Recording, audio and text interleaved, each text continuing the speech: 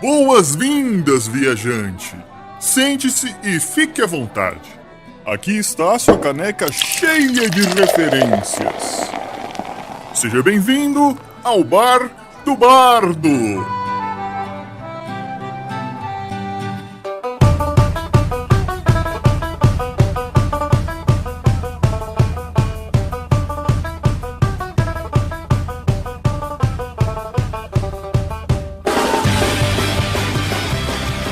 Saudações, viajantes! Sejam muito bem-vindos ao primeiríssimo episódio do Bar do Bardo, o podcast feito com carinho pra vocês. Eu sou o Hylock e hoje nós vamos falar sobre o quê? O quê?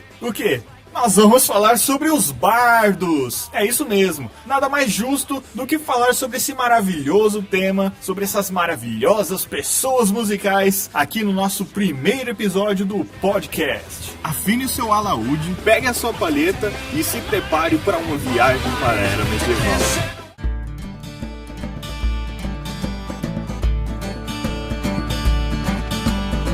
Os bardos eram músicos e poetas, na maioria das vezes localizadas na Europa Antiga, que espalhavam em forma musical as lendas, os mitos, poemas e as histórias ao povo e às cortes reais. Sem os bardos, muito provavelmente não conheceríamos grande parte das lendas e histórias que contamos até hoje. Para falar um pouquinho sobre a origem dos bardos, precisamos voltar no tempo e falar sobre os primórdios da música. Desde os tempos mais antigos, os tempos das cavernas, a música fazia parte da vida de nossos ancestrais. Tocada com percussões de ossos, paus, pedras, ela estava intimamente ligada à religião, seja em atos de agradecimento, de celebração, luto e guerra. Aos poucos, os homens das cavernas pararam de caçar com paus e pedras e passaram a construir as suas próprias armas, tais como lanças, fundas e arcos. Os historiadores contam que o arco de caça é um antigo parente dos instrumentos de corda, como harpa, lira, alaúde, entre outros. Porque em diversas pinturas rupestres, existem cenas em que o arco está sendo manejado de uma forma diferente, uma forma não convencional, como se fosse um berimbau. E esse arco está sendo manejado por homens com vestes ritualísticas. Dessa forma, eles concluíram que os homens das cavernas descobriram que ao beliscar a corda do arco, um som peculiar era produzido. Os bardos medievais geralmente usavam alaúdes ou liras, pois eram instrumentos relativamente fáceis de carregar por aí. O alaúde é um instrumento de cordas que o corpo dele lembra um pouco o formato de uma gota ou uma pera cortada ao meio. O braço do instrumento ele é curtinho e ele é todo trastejado, ou seja, ele tem entre a divisão do braço uns filetes de metal denominando as casas do instrumento, das cordas, das notas musicais. E o alaúde ele é composto com muitas cordas mesmo. Esse instrumento está presente em várias culturas, desde os ibéricos, que compõem os portugueses, os espanhóis, os franceses, até os italianos. Também está fazendo parte da cultura dos hebreus, dos israelitas, daquele povo ali, e das culturas árabes. Inclusive, acredita-se que o nome alaúde seja de origem árabe, al-ud, que significa a madeira. Como falamos anteriormente, desde sempre a música está ligada à religião, seja qual ela for. Mas com o passar das eras, a música e os poemas se tornaram um meio de entreter também, de transmitir mensagens, de espalhar boatos e até mesmo de informar as pessoas. Passaram a ser uma forma de comunicação, além de apenas uma forma de expressar a sua religião. Com a evolução da tradição oral, que deixou de ser apenas uma história contada entre gerações, passou a ser fortemente popularizada por cantigas e prosas. Inclusive, uma curiosidade sobre tradição oral é que um de seus sinônimos é a palavra folclore. Nós ouvimos muito essa palavra folclore, principalmente lá na escola, quando a gente está fazendo o trabalho de artes ou de história, ouvimos muito falar sobre folclore. A palavra folclore deriva do inglês antigo, inglês arcaico, em que folk significa povo e lore significa história. Ou seja, uma tradução meio que ao pé da letra seria histórias do povo. E o bardo nada mais é do que um grande disseminador de histórias do povo. Houveram bardos por toda a Europa, desde a Península Ibérica, que tem Portugal, Espanha, França, até o norte, incluindo a Grã-Bretanha e países escandinavos. Mas a sua presença mais notável foi nas culturas celtas e galesas.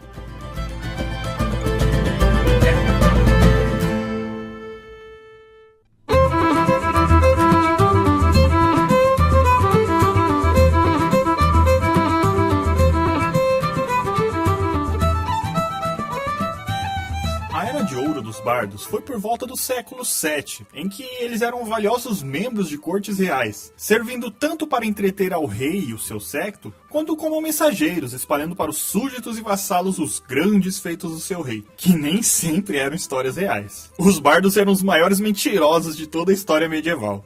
Diferente de mercadores, espadachins e até clérigos, que derivavam de clãs tradicionais, em sua maioria, os bardos eram solitários, que impressionavam a todos com sua fala persuasiva e seu talento musical. O bardo mais famoso é Taliesin, cuja história consta no livro de Taliesin, um livro de poemas escrito na Idade Média por volta do ano 1275. A data dos poemas presentes nos livros variam entre século VII e século X. Historicamente, acredita-se que Taliesin tenha sido um bardo que cantou nas cortes de ao menos 3 reis celtas britânicos. Só que Taliesin também está encravado na mitologia e poesia galesa medieval, onde é conhecido como Taliesin Ben Beird, ou Taliesin, chefe dos bardos. Pouco se sabe sobre sua vida, além das informações dadas pelos poemas históricos. Os poemas indicam que ele se tornou um bardo da corte do rei Brockwell, por volta do ano 555, e continuou lá durante os reinados de seus sucessores Cnangarin, Orien e Owen. Só nomes bonitos aqui.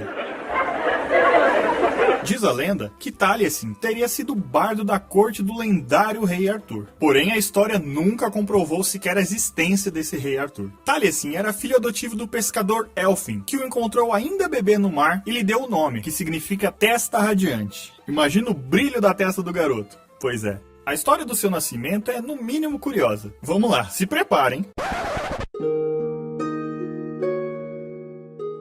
Taliesin começou a vida como um garoto chamado Gwion Bach, que era servo de uma feiticeira chamada Ceridwen. A feiticeira tinha um casal de filhos, uma menina bela, cujo nome não é revelado nas lendas, e um menino terrivelmente feio chamado Morfran. Morfran era tão feio, mas tão feio, que a sua aparência não podia ser melhorada nem pela magia mais poderosa. Ceridwen, então, usou um caldeirão mágico para cozinhar uma poção durante 1 ano e 1 dia, que concederia uma incrível sabedoria ao seu filho horrível. O fogo do caldeirão era mantido por um homem cego, chamado Morda, e Gwion mexia o conteúdo. A poção finalmente havia ficado pronta. Apenas as 3 primeiras gotas do líquido dariam uma sabedoria jamais vista, enquanto o restante do líquido era um veneno mortal. Enquanto cozinhava e mexia o conteúdo, 3 gotículas da poção respingaram no polegar de Gwion. Como o líquido ainda estava quente, instintivamente o garoto levou o dedo à boca e no mesmo momento ganhou uma grandíssima sabedoria. Pois é, as 3 gotas já haviam sido utilizadas, e Ceridwen, sem saber, acabou envenenando letalmente o seu filho feioso. Gwion, ao perceber a cagada que fez, fugiu imediatamente, e Ceridwen logo percebeu o que havia acontecido e perseguiu Gwion furiosamente.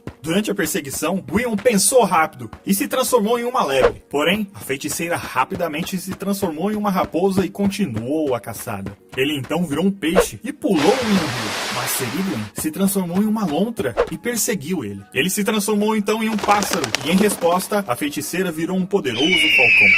Finalmente, ele virou um singelo grão de milho. Porém, a feiticeira se transformou em uma galinha e vorazmente engoliu Gwion em forma de grão. Ao voltar à forma humana, Ceridwen acabou ficando grávida. Ela sabia que a criança era Gwion e resolveu matá-la assim que nascesse. Porém, quando o bebê nasceu, a feiticeira perdeu a coragem de realizar a sua vingança, pois a criança era incrivelmente bela, diferente de seu já falecido filho que era horrível. Ao invés disso, ela jogou-o no mar, envolto por uma bolsa de couro. Milagrosamente, a criança não morreu. Acabou sendo resgatada por um pescador chamado Elfin. Elfin ficou surpreso com a brancura da testa da criança e exclamou: "Dima Taliesin, que testa radiante!" Para o assombro do pescador, o recém-nascido respondeu: "Sim, isso será suficiente." Elfin então lamentou por não ter conseguido pescar um salmão sequer. Ao invés disso, achou um bebê. Taliesin, então, com sua incrível sabedoria, recitou uma poesia.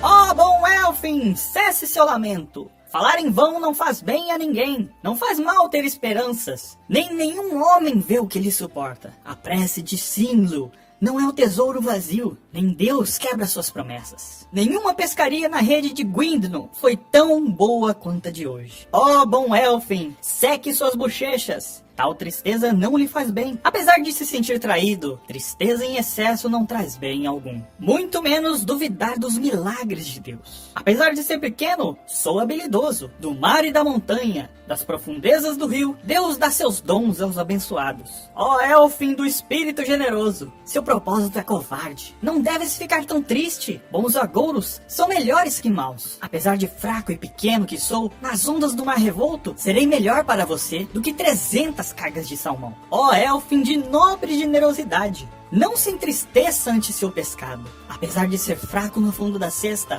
há maravilhas na minha língua. Enquanto eu estiver cuidando de você, nenhuma grande necessidade há de ter. Lembre-se do nome da Trindade e nada te vencerá. Maravilhado, Elfin se perguntou como um bebê poderia falar. Novamente, Taliesin lhe respondeu com uma poesia, recontando a perseguição de Ceridwen. Acabando, ele disse: Flutuando como um barco nas águas, fui jogado numa bolsa escura, e no mar infinito fiquei à deriva. Logo quando estava sufocando, tive um bom agouro, e o mestre dos céus me libertou. Alguns anos depois, quando Taliesin tinha 13 anos, seu pai adotivo estava preso na corte do rei Maelgwn Gwynedd. O rei exigiu que Elfin elogiasse e adorasse a ele e sua corte. Porém, o velho pescador se recusou, dizendo que Taliesin era melhor que seus bardos e que sua mulher era a mais bela. Apesar de não estar presente, Taliesin sabia o que estava acontecendo por conta de sua incrível sabedoria e contou tudo à mulher de Elfin para que se preparasse. O filho de Maelgwn, Rhun, foi até a casa de Elfin para seduzir a sua mulher e provar que o velho pescador estava enganado. Rhun a embebedou e quando ela desmaiou, tentou tirar o seu anel de casamento para provar a sua infidelidade. Ao ver que o anel não saía, ele cortou-lhe o dedo. Quando o rei Maelgwn tentou mostrar o dedo a Elfin, o último justificou que sua mulher cortava as unhas mais curtas do que daquele dedo. Além disso, a unha estava suja com massa de pão, mas sua mulher sempre tivera servos que lhe prepararam a massa. Ainda mais, o anel de sua mulher ficava folgado no dedo, mas aquele estava apertado. Maelgwn, então, mandou Taliesin ir à sua corte para provar que era o melhor bardo. Taliesin respondeu com um desafio, onde ele e o bardo do rei teriam que compor um épico em apenas 20 minutos. Nenhum dos bardos da corte conseguiu, mas quando chegou a hora de Taliesin recitar a sua obra, ele fez um vento forte sacudir o castelo. Com medo, Maelgwn mandou trazer Elfin. A canção que Taliesin cantou fez as correntes de Elfin se desprenderem. E essa é a história conhecida de Taliesin, o chefe dos bardos. O bardo mais famoso do mundo.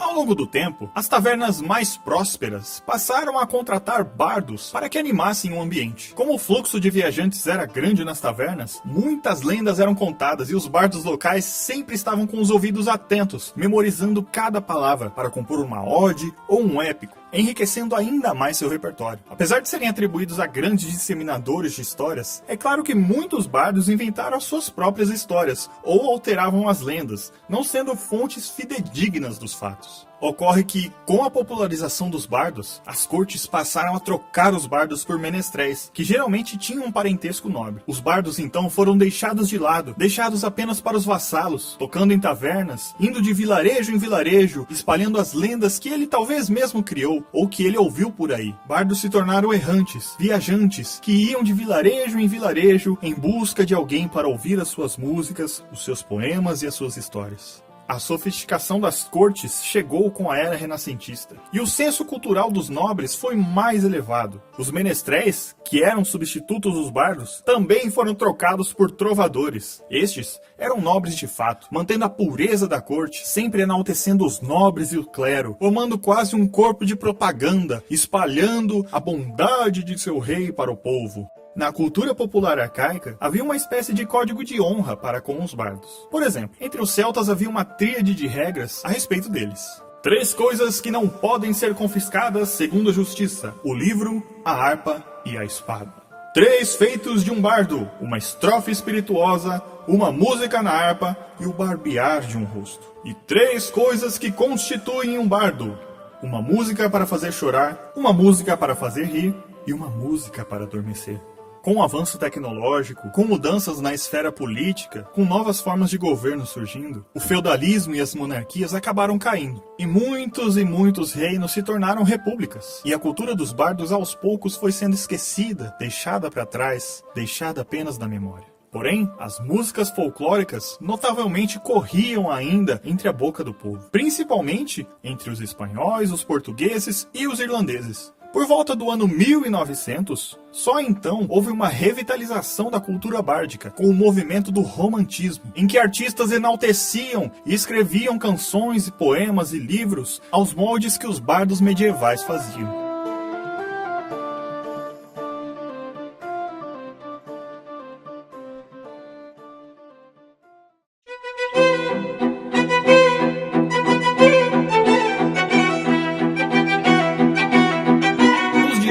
Os bardos são mais conhecidos na cultura popular por conta dos RPGs, seja de mesa ou online, do que propriamente pela sua história. Por exemplo, em Dungeons & Dragons, um sistema de RPG de mesa, os bardos são uma classe de personagens que utiliza a música como canalizadora de suas habilidades mágicas, servindo como suporte ao grupo e também oportunos diplomatas devido ao seu grande carisma. Sempre conversando com os inimigos ou com os personagens do jogo, tentando resolver tudo de uma forma pacífica ou tentando apenas enganá-los. Na quinta edição de D&D, a classe dos bardos foi beneficiada com um grande upgrade, tornando-os muito mais versáteis em combate, tanto corpo a corpo quanto à distância. Já nos MMORPGs, o bardo é carinhosamente lembrado pelos jogadores de Ragnarok Online, sendo uma vertente da classe dos arqueiros, que oferecia habilidades preciosas de suporte ao grupo.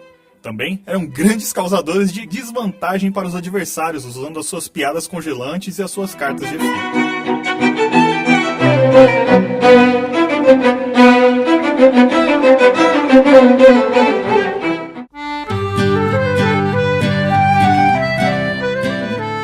E você, já conhecia os bardos? Além dos jogos que tem atualmente, você conhecia os bardos da forma que eles eram de verdade? Aqui nesse podcast você tem a oportunidade de estar na taverna de um bardo, ouvindo sobre os mais variados assuntos, desde temas históricos até as conversas malucas sobre o cotidiano. Em alguns episódios teremos convidados especiais, trazendo as suas histórias para a nossa conversa descontraída. Eu espero que tenham conhecido um pouquinho mais sobre os bardos e que continuem acompanhando toda semana os nossos episódios. Pois é, Bardo Bardo, um novo podcast e toda semana lançando episódios novos. Ah, não esquece de enviar um e-mail medieval para bardobardopodcast@gmail.com com as suas críticas, elogios, sugestões para o nosso programa. Seja o que for, fale conosco porque a sua voz é muito importante e queremos ouvir. Muito obrigado por ouvir o nosso primeiro episódio de podcast e volte sempre ao Bar do Bardo!